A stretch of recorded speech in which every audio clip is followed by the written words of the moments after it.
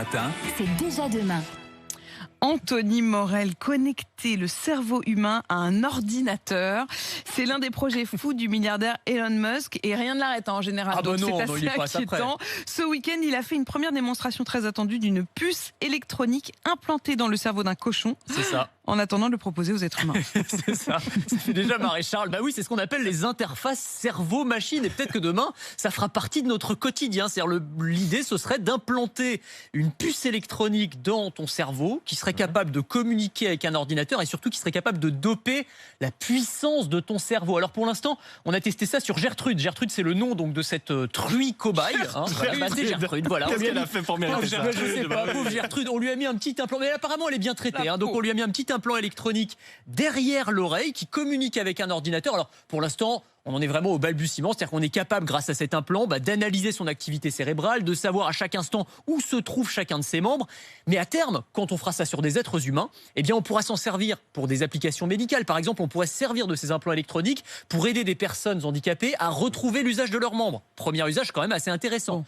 Le deuxième usage, alors c'est là qu'on est dans Black Mirror quasiment, on est dans des séries complètement incroyables, eh bien, ce serait effectivement d'utiliser cette symbiose entre l'homme et la machine pour booster, décupler les capacités de notre cerveau. Et ce que dit Elon Musk, c'est que dans quelques années, eh bien, c'est le seul moyen qu'on aura, nous les humains, pour être compétitifs face à l'intelligence artificielle. Si on veut rester aussi intelligent que l'intelligence artificielle, eh bien, il faudra que notre cerveau fusionne avec la machine grâce à ces implants. Est-ce que ça veut dire qu'on peut imaginer que le clavier de notre ordinateur demain ou de notre smartphone, en fait, tape avant même qu'on ait besoin de le toucher, c'est-à-dire anticipe et correspond directement à la vitesse, ce qu'on a envie d'écrire. à la vitesse de la pensée. Par le cerveau. On dicte par le cerveau. Ça fait partie des applications. C'est-à-dire que oui, vous pourrez dicter un SMS par la force de la pensée. Vous pourrez changer un statut Facebook en vous concentrant très fort. Alors, il faudra faire attention à ce qu'on pense, probablement. Alors, Tout ce que j'ai en tête finit affiché sur Facebook, faut faire ça va être attention. compliqué. On est mal Il barré. n'y avait pas ce film qui disait ce que les femmes pensent. Oui, c'est Ouais, que c'est les ça, femmes, ça. En eh fait, ben, ils avaient- Johnson, on grand aura classique. Ils avaient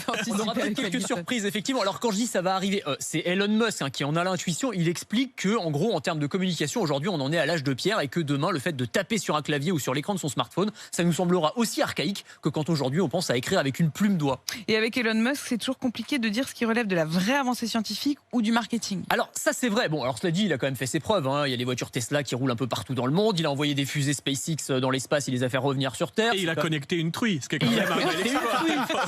C'est pas rien quand C'est même. une première. Non, mais c'est pas rien. Et puis surtout, s'il est fou, il est pas fou tout seul parce que ces interfaces cerveau-machine, ces implants électroniques cérébraux, il est pas le seul à y penser. Il est pas le seul à travailler sur le sujet. Facebook, par exemple, ça les intéresse beaucoup. Ils ont racheté une petite entreprise qui s'appelle Control Labs, qui a mis au point un bracelet qui est relié à la moelle épinière. Et alors là, pour le coup, vous imaginez, vous jouez à un jeu vidéo.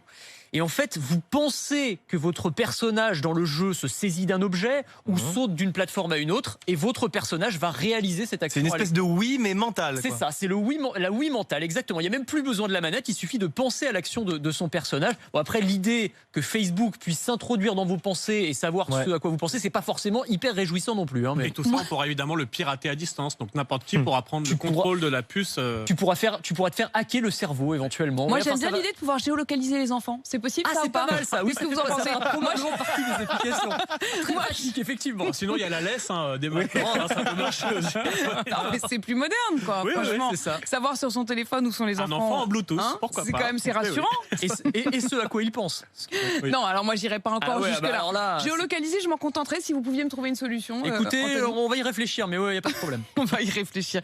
Il est 6h58.